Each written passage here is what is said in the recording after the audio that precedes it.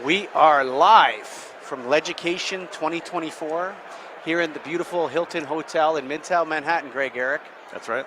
Wow. KeystoneTech.com. That's KeystoneTech.com. Making light easy, reducing inventory SKUs that you need because a lot of color selectability, wattage selectability, and even optics on area lights. Make it easy, man. Keep it easy with the good folks at Keystone. Go to KeystoneTech.com. That's Light Made Easy. We're here today with Avi Mor from More Lights. Welcome to the show. Thank you. First day. This is great. Isn't it great? So is this your first time to LEDucation, Avi? No, this is my third. This is the second time I brought my entire team. This is an important show for us to attend. Is it more important for designers than it is for other people in the lighting industry? I think so. I think it is extremely important to know who the manufacturers are and see the products. But I think even more important is knowing who's designing the products at the different factories, who the senior most people are at the factories. Because think about it this way, guys. I'm involved in jobs that are 20, 25 years long from the day they start to the day they end, right? The product is going to change rep agencies. It's just going to. So we need to know the people at the factory who are doing the things. And this is the best opportunity to do that. I also really like here, everybody's the same size. So whether you're a Keystone or you're a manufacturer XYZ, everybody's the same size. So really it's about product and then the right people in that manufacturer. So you get that comfort level, right? Long-term jobs. So your third year here, and I'm probably going to ask this multiple times today, but what have you seen different from year to year, from the third year or the first year to this year? Well, I mean, man, it gets more and more packed. I mean, just getting onto the floor today, really tight. So that's always challenging. I love how they change where everybody is every year. So it's kind of a hunt and peck, try and find. It's very early in the show, so I can't tell you where everybody I like is or the new things I've seen yet. But I love that there's always something new. There's always something else to see. And then the camaraderie. I mean, let's not forget that, right? Seeing some people you haven't seen since last year at LEDucation. There's something to a show being packed that I like. And there's problems that come with packedness, and whether it's a nightclub or a trade show. But the vibe and the energy at this show is the best I have ever seen in lighting in 20 years, Greg. You're saying ever, even ever. Think Light Fair like 10 years ago. No, there's no vibe like this. This is a right. a serious energy level that I haven't seen in lighting in a long time. And reportedly it was last year, but this year it's even better, Greg. Yeah, no, I mean, this is our first time coming. Sure. So we're seeing it for the first time. You guys. I mean, this is the show. I'm actually very curious to see what the latest news, what happens with Light Fair, with Light and Build coming in. I think it's a great thing for IES and ILD. But what's going to happen with Light Fair in this? We don't go to Light Fair. More Light's team doesn't go to Light Fair. It is not in our schedule. It's not in our plans. And honestly, I would like to see Light Fair become something more like this, because think about it this way, guys. I'm a big picture kind of a person. So a manufacturer comes to this show, they have a cost. This cost is significantly less than going into I'm from Chicago, right? McCormick Place, the unions and the booth setup and all that other stuff. So what happens when Light Fair becomes more cost effective? The cost of the products hopefully get less, or there's more opportunities to sponsor great other things like your guys' podcasts or other podcasts or other things in the industry to make lighting better. Well, I would say that the biggest problem was the Johnny-come-lately and the lighting marauders, Greg, that entered the lighting industry about 2013 with all their private equity and their move fast and break stuff Silicon Valley nonsense. And they came in and they brought a lot of bucks. And you know what? Light Fair surged to an enormous size that I never thought was sustainable. By 2017, I didn't think it could keep going at that size. And Taking sure over hasn't. all of Las Vegas Right. for the lighting industry? Come on, it's not that big an industry. Yeah. And I always talk about, and we continued to talk to ourselves. So we got huge, we got massive, we took over all of Las Vegas, but we were still talking to ourselves. So we didn't make the industry any better. We just looked bigger, but great. Did we personify the things that you guys do? Do we personify what lighting designers do? No, we were just bigger. No, in fact, it would the opposite happen. A lot of the Nailed almost went bankrupt during that time. Yeah. And we lost the big three. And I'm not going to say we as an industry. I just say the industry lost 3 leaders in that time. Yet there was more money sloshing around than ever. Right. Why? Because I don't think people were making money. I think they were spending money. Yeah. And now I think what we need to figure out, and we were talking a little before the show and we had to stop, is getting the industry more connected together and understanding what's out there. Like you said, not a lot of people that you talk to actually know about Get a Grip on Lighting. And I'm not trying to plug our stuff, but that it's an important avenue to get the distributor's voice out there is what it's about. I would agree. I am a frequent watcher online. I'm not really a listener of your podcast and the Lighting Controls podcast as well. We need more of that in the marketplace for people to start having the conversations and respond to the ideals that you guys are talking about and bringing forward. That's what needs to happen. And you know what the thing is? You talk about Al Usinski at Inside Lighting or Randy Reed at Edison Report. These people are not competitors with Get a Grip on Lighting. Right. There's lots of room for everybody. We're doing our thing. Yep. We're coming from a certain perspective as practitioners in the industry. They're reporting the news. And even Al and Randy have different audiences. And I think that there needs to be more of these voices from the front lines representing the individual aspect of the industry, whether it's contractors, whether it's designers, whether it's lighting controls professionals. And with the Lighting Controls podcast, Greg, that, fortunately we're the executive producers of, the Lighting Controls podcast is supported both by lighting controls professionals and the manufacturers. Right. And I think that's where the key is to have a perspective and to voice that perspective of, Avi, you're a lighting designer. Is that Yes, correct? I am. And a specifier. Lighting designer. We do not sell the products. We do not represent the products. We are completely independent. Does there need to be a lighting designers podcast? There absolutely does. And I'm excited to say that we're putting that together as we speak, walking around the show, trying to finalize some things. But we are talking about putting together a podcast called Lighting Matters and really personifying the idea and the ideals of lighting design in the marketplace, taking on what you guys are doing with Get a Grip and with the lighting controls and taking kind of all of those elements and seeing how it applies in the lighting design world and extenuating some of those discussion points.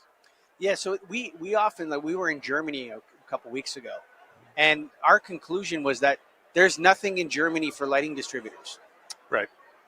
That doesn't mean that there's nothing in Germany for lighting designers. It doesn't mean that there's nothing in Germany for the whole host of other lighting people that are out there. It's just if you have light bulbs in a warehouse and you're regionally located in the United States or Canada, you don't need to go to Light and Build in Germany. You do. Right? Yeah. That's our perspective. I could see that. It's been a while since I've been there. It was pre-COVID, but we had a designer there. And what I believe at Light and Build is you see what's going to come, right? We need UL, ETL, CSA.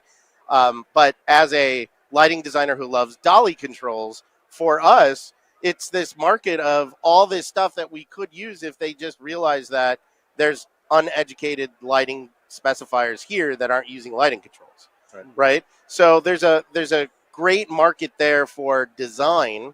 And I think that the empowerment that we have with our friendly distributors in Chicago is we tell them what we saw, and I think, in the end, you guys talk a lot about making maintenance, helping a client with new things. Really you need stuff that you can get today, right? Yep. That show is not a place for what you can get today in the United States. Yeah, I can't place an order on the floor of that show. No. Where I could do that here. 100. I think there's plenty of people here who would love to take your check today. Exactly. Right. Here's a PO, buddy. Right. Now, there's the catch-22 to that on is it a project in your hometown or is it a project across the state lines? And there's a whole problem in Michigas there. But, these people will take a check. Absolutely. And honestly, it's one of the things I love about coming into the show with my team, because right now we actually have a couple of projects that, we need 1.8 million in fiber and we need, $2 million in another thing. I mean, we have huge jobs. And when you start walking around the show, you're not talking about theory.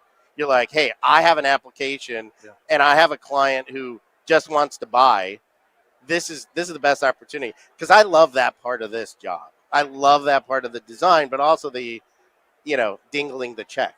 Avi likes to make business, Greg. Yeah. And I think that's what I do too. And when I think about a lot of trade shows, you mentioned is let's talk about theory. No, I want practical application. Right. I want it right now. I want to be able to sell it tomorrow or today. So I think that's what I like about the potential here is seeing that. Back to your podcast that you're going to be coming up with. What do you see as your potential guest list? Obviously, lighting designers. But are you thinking outside the box in terms of other? Yeah, our first initial lineup, we're looking at one or two lighting designers, but I also want to get outside of that. I think you guys had Richard Whiten on your podcast. Yeah, Richard is a very close friend, and I love the way he thinks about lighting design. Even though he's never practiced as a lighting designer, he always references and asks people for that. Yeah. So I think that's important. I also think there's the business of lighting design that's really important. So we want to talk about that and manufacturers. This is not a just talk to lighting designers podcast, but this is how do we talk about lighting design and explain design and explain maintenance and explain getting your products on the job and explain dangling the check and reality beyond creative craziness, right? May I jump in here? Please. So we're gonna, and we discussed this before. We're gonna have your podcast as a what do we call it? Greg, what do we call it when we do 6 episode package pilot? or 6 pilot. episode I've been pilot. doing the same thing. So we're gonna put it on Get a Grip on Lighting, and so that people can see what you guys have. And then the goal is though really to find out, and this is interesting. You'll like this. First, you got to find out what the problems in lighting design are. Right. Through conversation, recorded conversation, not.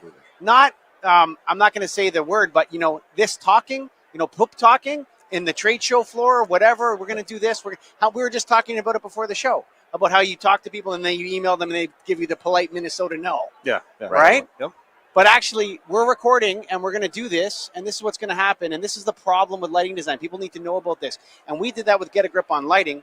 Get a Grip on Lighting. The design community, I think, needs a locus, a center to orbit around where the conversations that matter actually happen. Yeah, and it's really unfortunate because our industry organizations, I mean, you guys have Neld. Am I saying that right? You got it right. And they're doing amazing things. And I've heard from other distributors in Chicago hearing the buzz of what's going on there. But you look at our trade organizations and the buzz is not the buzz, right? I mean, really, our organization is IALD. And I think that's a separate conversation that I'll leave for the podcast. But what do we do with that organization? And why is that organization not the sounding block for these conversations? And what's IES doing, right? And how do we get out of our silo? And I will come back to this constantly.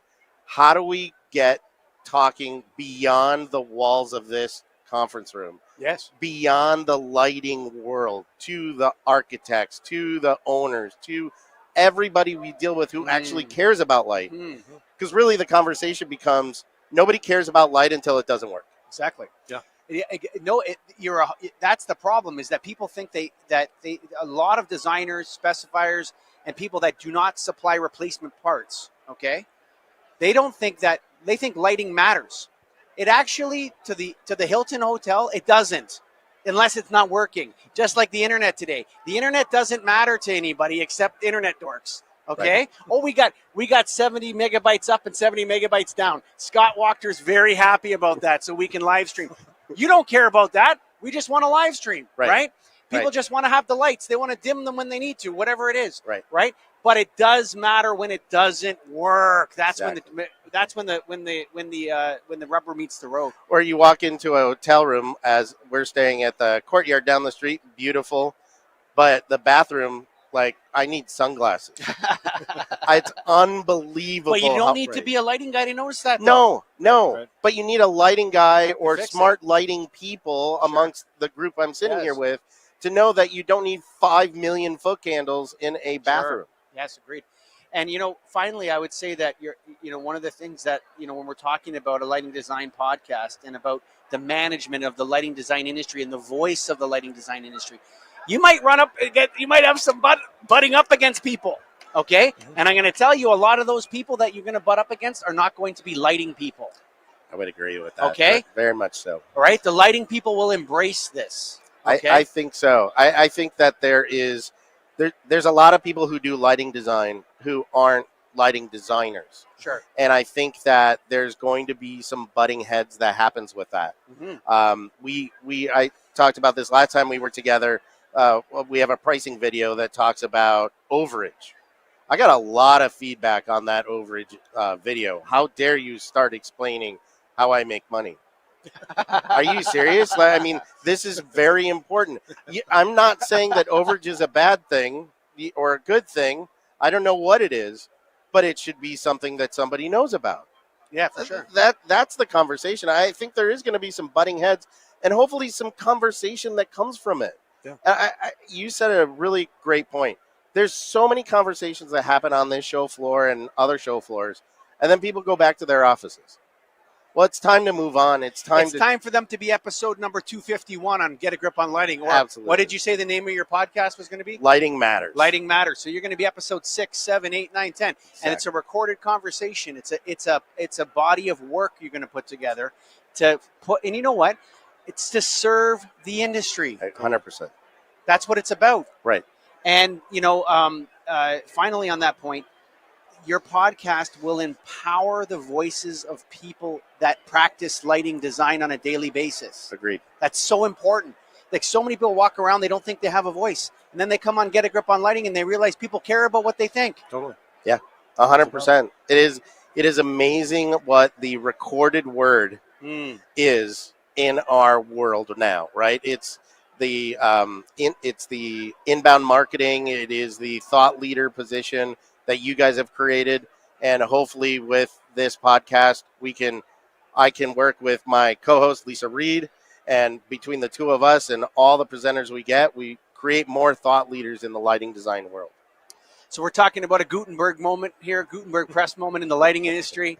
We want to invite you, if you're listening to this out there, to go check out KeystoneTech.com. That's KeystoneTech.com. And Avi, what's your website for More Lights? More Lights is morelights.com, morlights.com. Check it out, folks. Thanks for listening on the live stream. Bye for now. See you in half an hour or so.